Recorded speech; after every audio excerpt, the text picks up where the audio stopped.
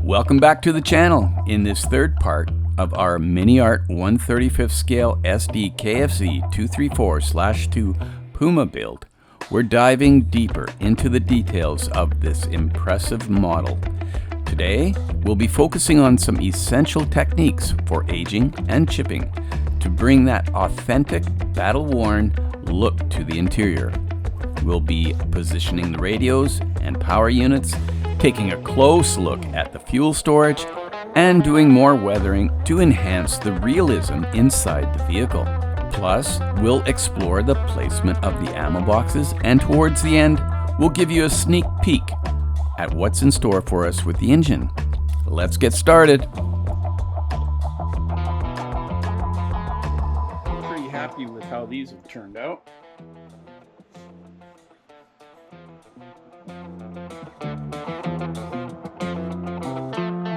So the next thing I gotta do, I'll have to paint these metallic as asked for, and then we're gonna have to do some chipping on these. The chairs are done, so I can put those on.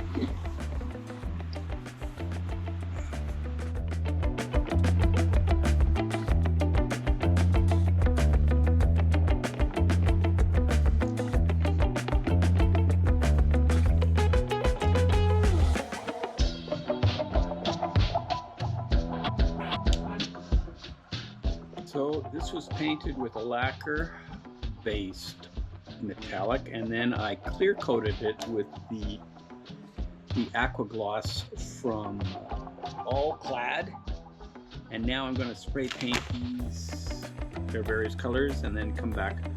Well, first I got to put hairspray on, right? All right, well, here I've sprayed out these power units.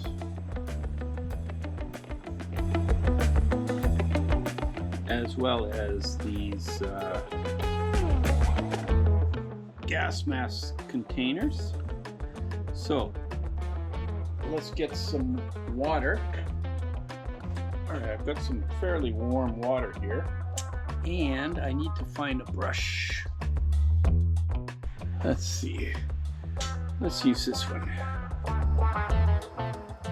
You know, I painted these things, these gas cans, according to what was suggested in the instructions, just for fun.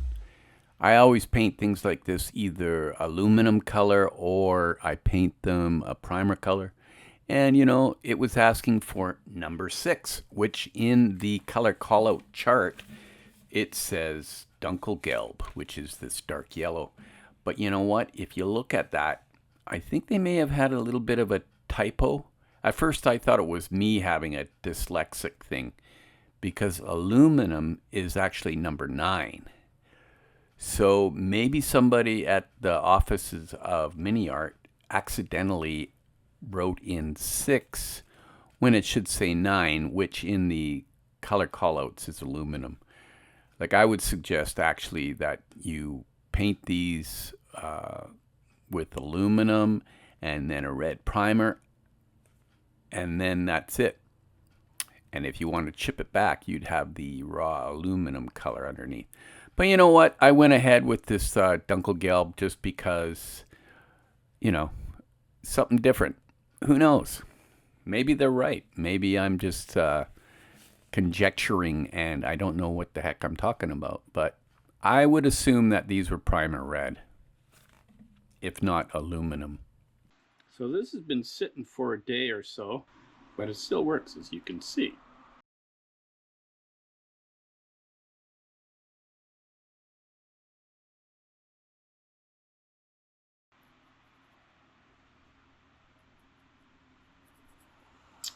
Oh, too much there. Oh well. Fortunately, I don't think that'll be seen. If I need to, I can touch it up.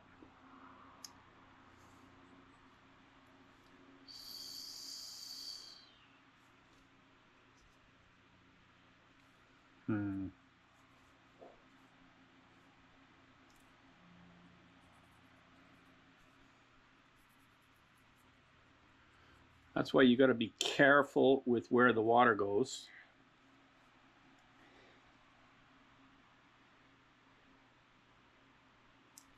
Because you could end up taking off more than you want.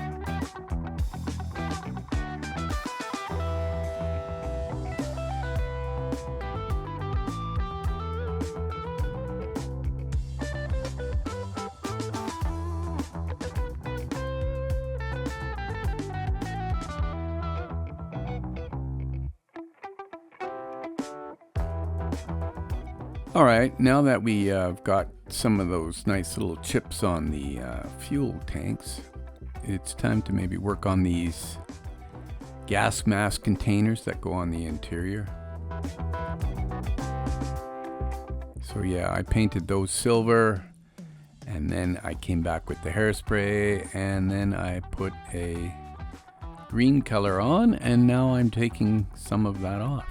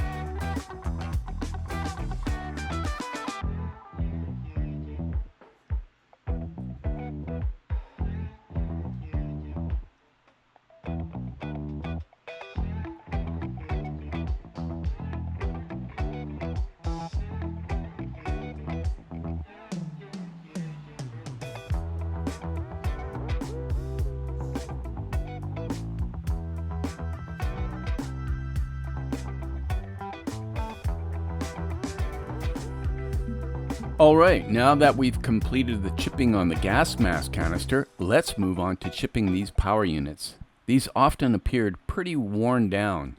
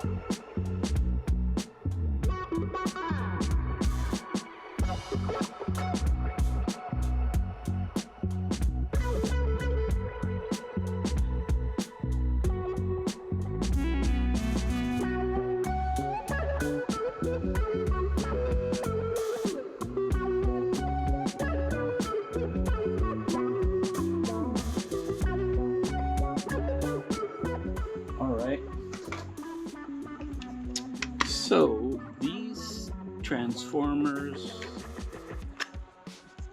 or whatever the power units are, I need to drill out these holes if I'm going to run cable.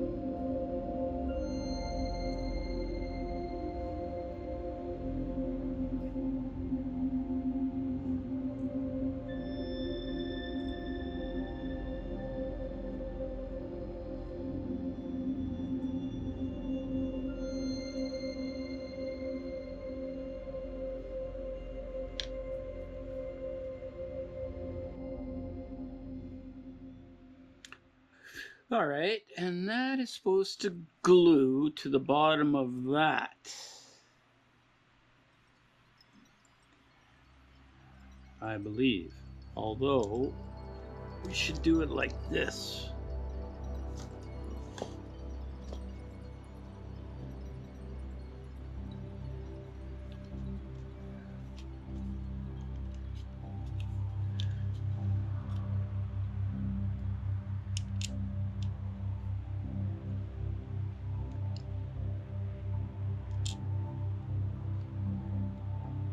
That go there.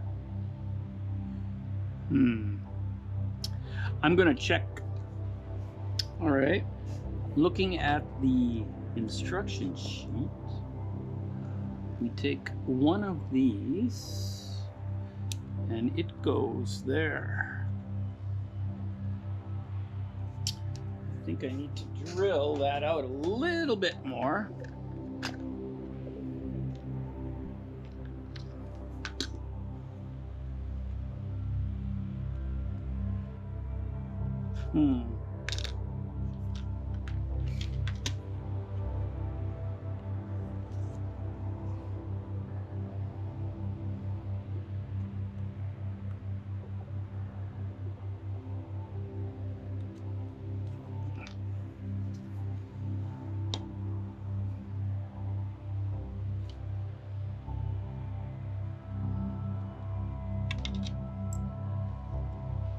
All right. Oops. I think what I do is I use the glue to kind of melt the plastic, and that gets the last little resistance out of the way.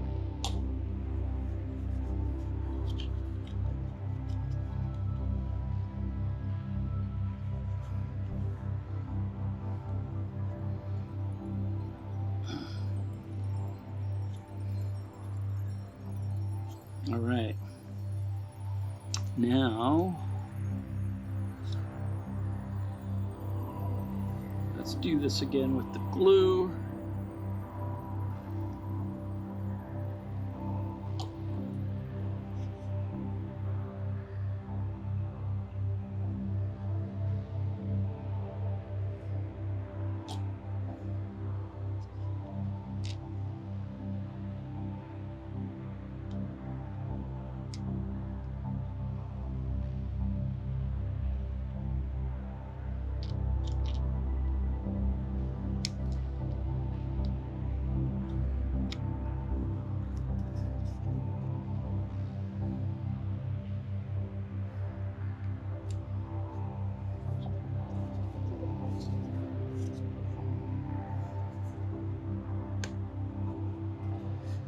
So that goes there, like that.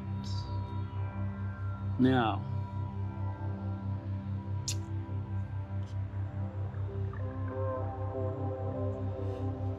that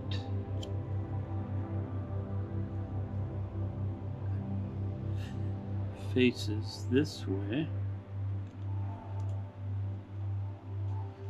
like that.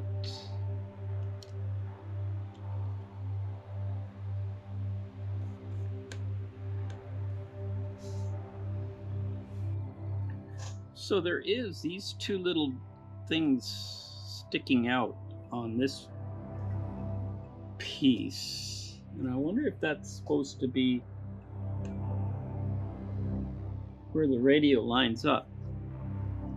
Like maybe it's not centralized, and if you look at the image here, it is a little bit to the right side.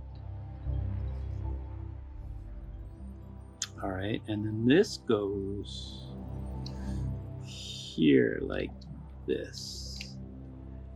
Aha.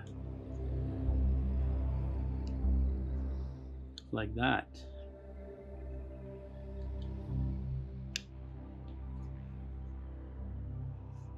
So I gotta find a way, I gotta look at how these are all connected. So yeah, keep that in mind that these have to line up. Part B32 and the radio.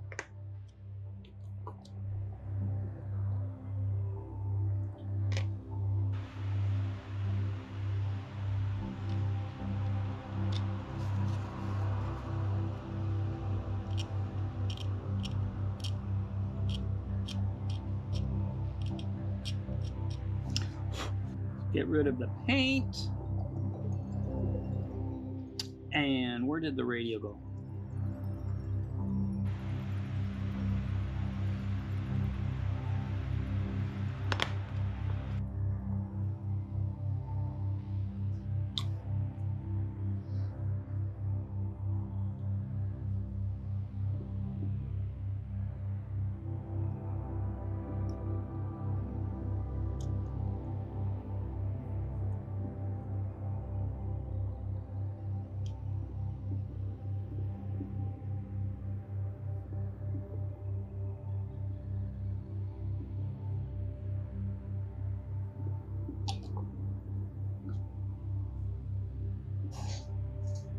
Let's stick that on there.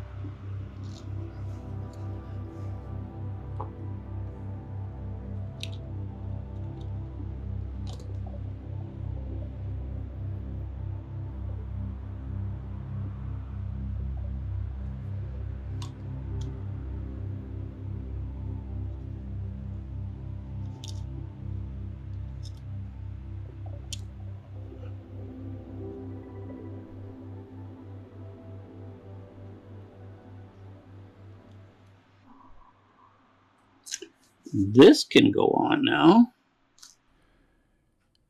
The PUMA SDKFZ 234/2 was known not only for its speed and firepower, but also for its advanced steering system, which gave it exceptional maneuverability, crucial for its role as a reconnaissance vehicle. Understanding the PUMA's steering system sheds light on why it was so effective in the fast-paced, often fluid battlefields of World War II. It had a dual driver setup. One of the unique features of the PUMA was its dual driver setup, which allowed the vehicle to be driven in either direction without turning around. The PUMA had driver stations at both the front and rear of the vehicle, each equipped with its own steering controls. This dual driver system meant that in the heat of battle, the vehicle could quickly switch direction by simply having the rear driver take over, allowing for the swift retreat or repositioning without needing to perform a time-consuming U-turn. This capability was particularly useful in reconnaissance missions, where the ability to quickly escape from the dangerous situation was often as important as the ability to engage the enemy. The dual driver setup effectively made the PUMA a more versatile and survivable vehicle in the battlefield. Yeah, so this stick broke. So I'm going to scratch build my own.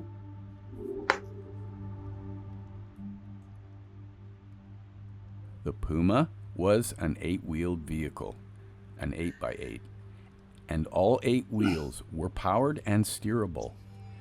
This all-wheel drive system provided excellent traction across a variety of terrains, from the muddy roads of the Eastern Front to the rough, uneven ground of the Western Front. The steering mechanism allowed for all 8 wheels to turn, giving the PUMA a tight turning radius despite its relatively long length. Each wheel was independently suspended, which helped maintain contact with the ground on rough terrain, enhancing both the stability and maneuverability. This independent suspension system meant that even on uneven ground, the PUMA could maintain a steady ride, ensuring that the crew could operate the vehicle effectively and that its gun could remain relatively stable when firing on the move. Complex steering mechanism. The steering system of the PUMA was complex, involving a combination of mechanical linkages and hydraulic assistance. The front and rear driver stations were connected to the steering gear, allowing each driver to control the vehicle's direction.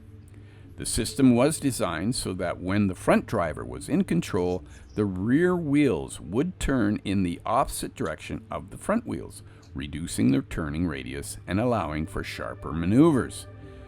When the rear driver took over, the front wheels would act similarly, ensuring that the vehicle could reverse at high speeds just as effectively as it could move forward. The steering wheel operated a system of linkages that controlled the angle of the wheels. The mechanical complexity of this system is a testament to German engineering, though it also meant that the maintenance could be challenging, especially in the field. Advantages in combat. The advanced steering system and dual driver setup provided several tactical advantages. Number 1, quick evasion. In reconnaissance roles, the ability to quickly reverse out of an ambush or hazardous situation was invaluable. The rear driver could take over instantly, allowing the PUMA to escape while still keeping his frontal armor, the most heavily protected part of the vehicle, facing the enemy. Number 2, maneuverability in tight spaces. The tight turning radius, enabled by the all-wheeled steering, allowed the PUMA to operate effectively in urban environments, forests, and other confined spaces where larger, less maneuverable vehicles would struggle. Number 3, maintaining speed. The ability to maintain high speeds over rough terrain while still being able to steer effectively, gave the PUMA an edge in fast-moving engagements, allowing it to outrun or outmaneuver heavier tanks and armored vehicles. Number 4, versatility. Whether advancing or retreating, the PUMA's steering system allowed it to remain highly responsive to the demands of the battlefield, making it a versatile tool for both reconnaissance and combat. Challenges. While the steering system provided significant advantages, it was not without its challenges. For example, the complexity. The mechanical complexity of the steering system required regular maintenance and could be prone to breakdowns, particularly in harsh conditions of the Eastern Front. Training requirements. The dual driver setup required crews to be well trained and coordinated, as both drivers needed to understand the nuances of the system to operate it effectively under pressure. Field repairs. If the steering system was damaged in battle, it could be difficult to repair in the field, potentially immobilizing the vehicle. Conclusion. The PUMA's steering system was one of the key features that set it apart from other armored vehicles of the time. Its combination of all-wheel drive, independent suspension, and dual driver controls made it an exceptionally agile and responsive vehicle, capable of executing complex maneuvers in the heat of battle. While it added to the mechanical complexity and required skilled operation, the steering system significantly enhanced the PUMA's effectiveness as a reconnaissance and combat vehicle, contributing to its reputation as one of the most advanced armored cars of World War II.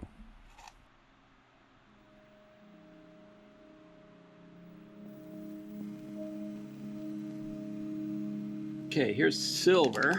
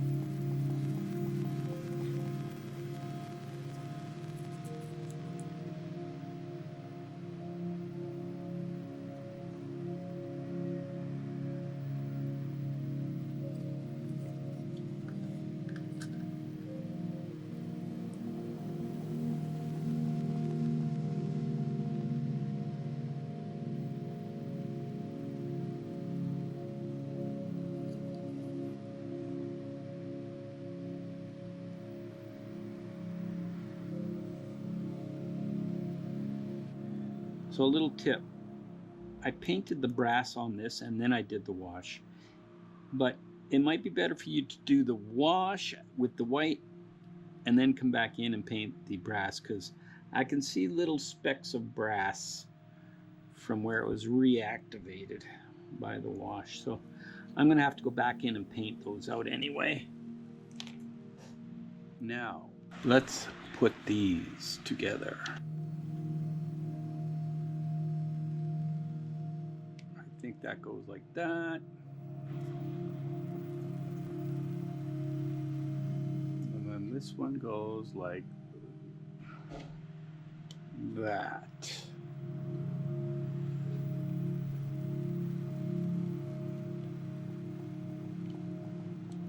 So those are just test fits. Now let's get real.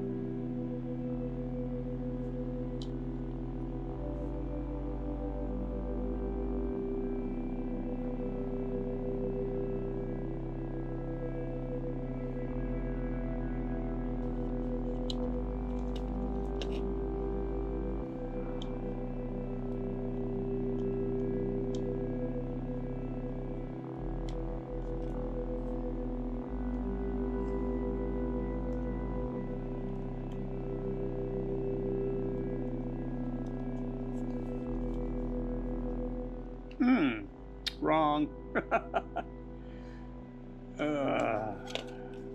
Should I keep that in the video?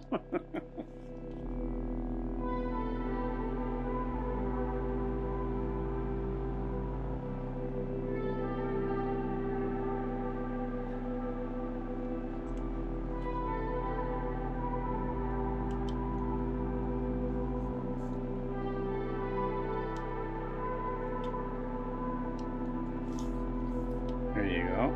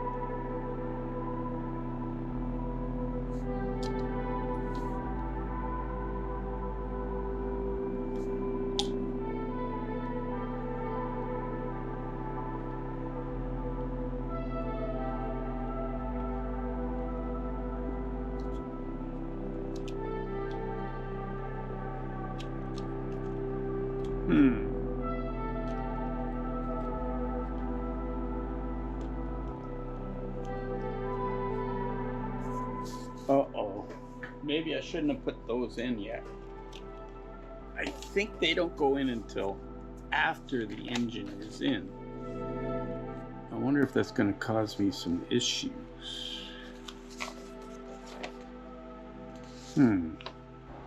Hopefully not.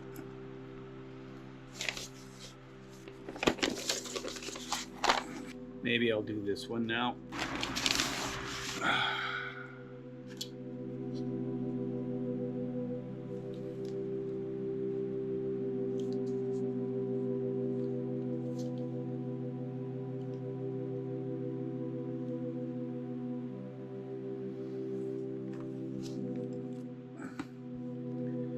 Now we've got this gas can container, gas mask container.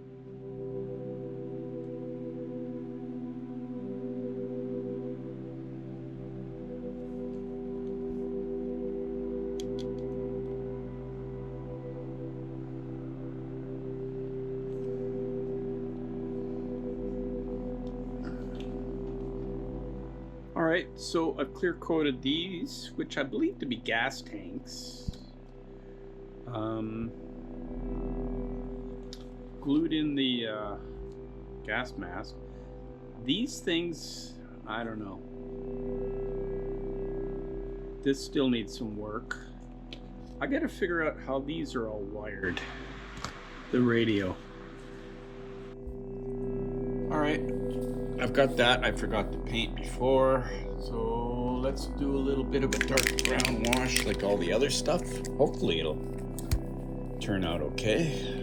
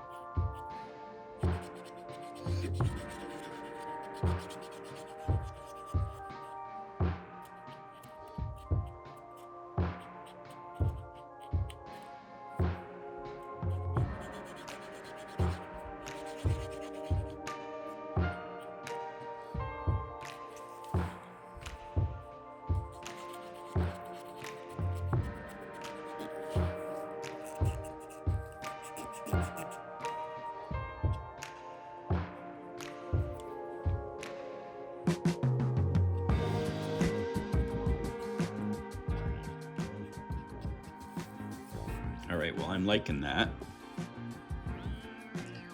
So we can glue this in now.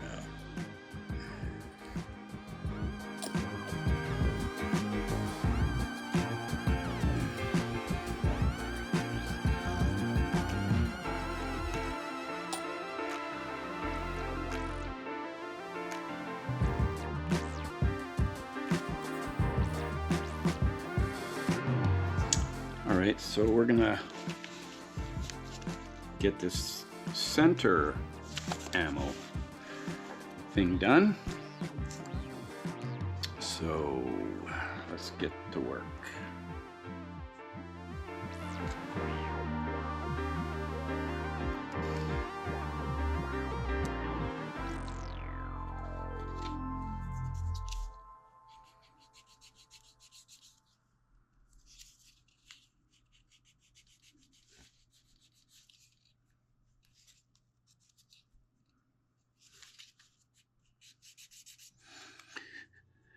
So let's put this together.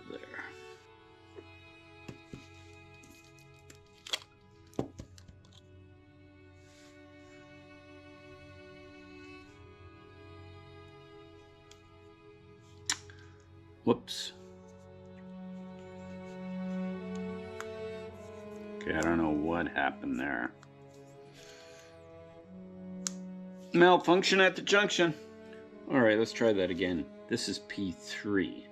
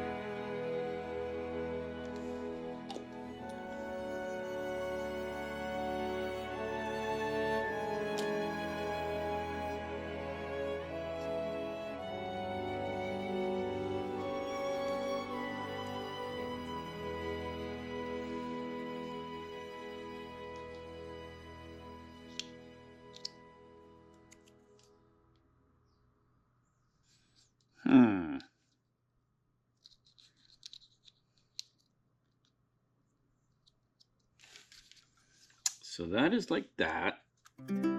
This is like that.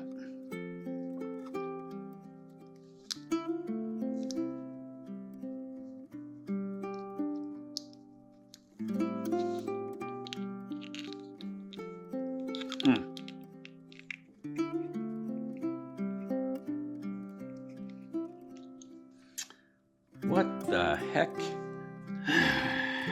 How does that work?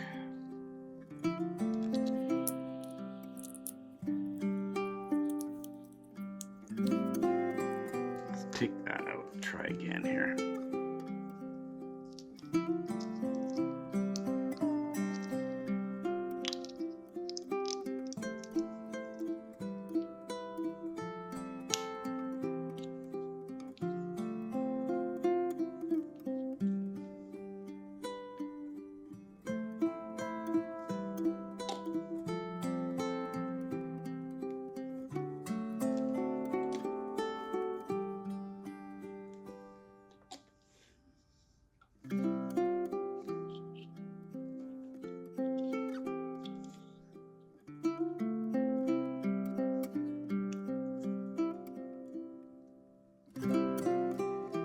There.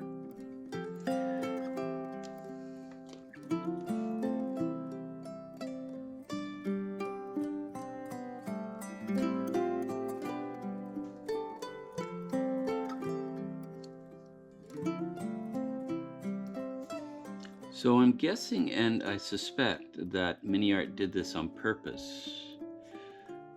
You can see this side is flat, this side is rounded, this side is flat, this side is rounded, and it seems to be slightly longer. And then when you go to put it in here, there's only one area with a hole. So I would think that's where you want to put it. The rounded thing goes into the hole.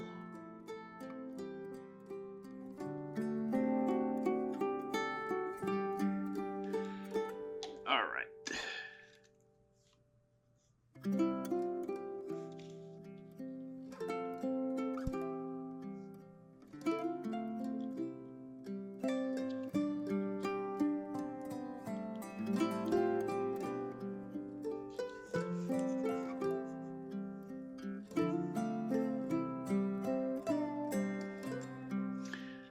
All right.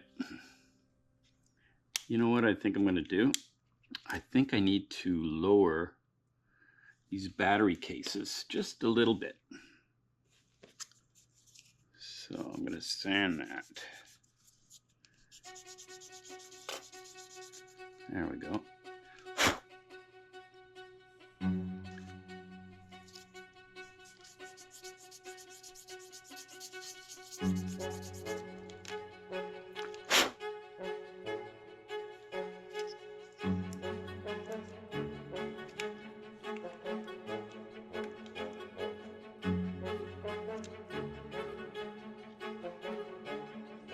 All right.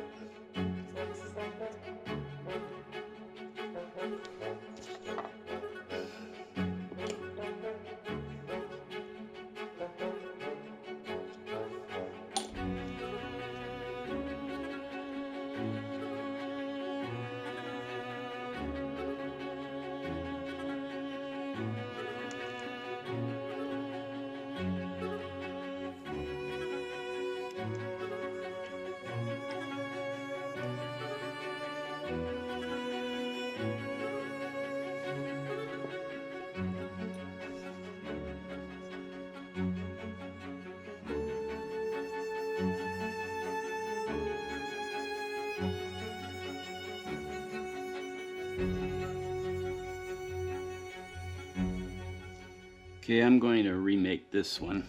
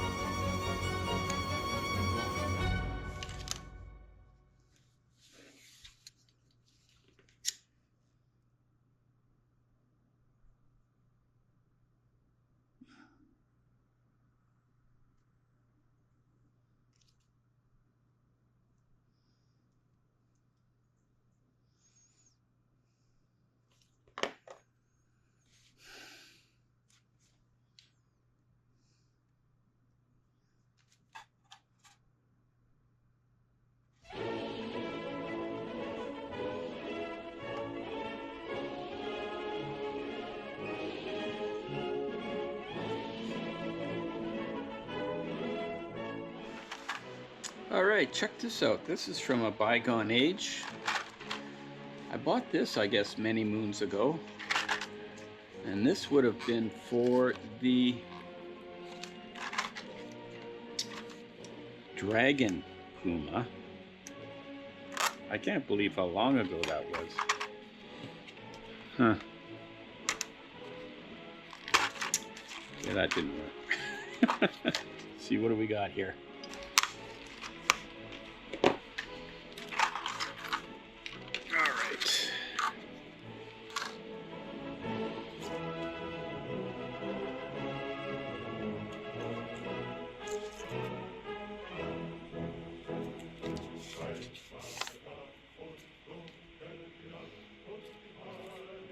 Well, they sort of include the gas tanks, exhaust, the engine block.